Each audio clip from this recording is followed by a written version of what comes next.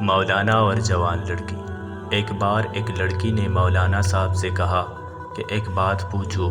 مولانا صاحب نے فرمایا، بولو بیٹی، کیا بات ہے؟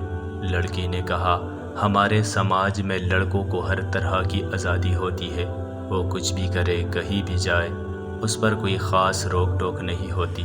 اس کے برعکس لڑکیوں کو بات بات پہ روکا جاتا ہے، یہ مت کرو، یہاں مت جاؤ، گھر جلدی آ جاؤ۔ یہ سن کر مولانا صاحب مسکرائے اور فرمایا، بیٹی، آپ نے کبھی لوہے کی دکان کے باہر لوہے کے گودام میں لوہے کی چیزیں پڑی دیکھی ہے؟ یہ گودام میں سردی، گرمی، برسات، رات دن اسی طرح پڑی رہتی ہے، اس کے باوجود ان کا کچھ نہیں بگڑتا اور ان کی قیمت پر بھی کوئی اثر نہیں پڑتا۔ لڑکوں کی کچھ اسی طرح کی حیثیت ہے سماج میں۔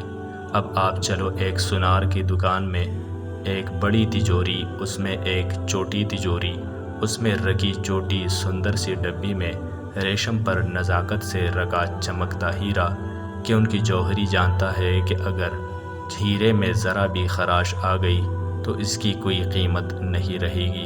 اسلام میں بیٹیوں کی اہمیت بھی کچھ اسی طرح کی ہے، پورے گھر کو روشن کرتی جلملاتی ہیرے کی طرح۔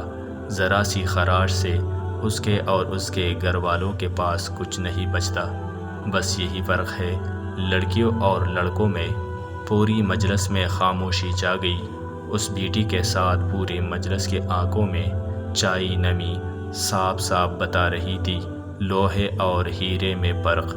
آپ سے التجا ہے کہ یہ پیغام اپنے بیٹیوں بہنوں کو ضرور سنائے، دکھائے اور پڑھائے۔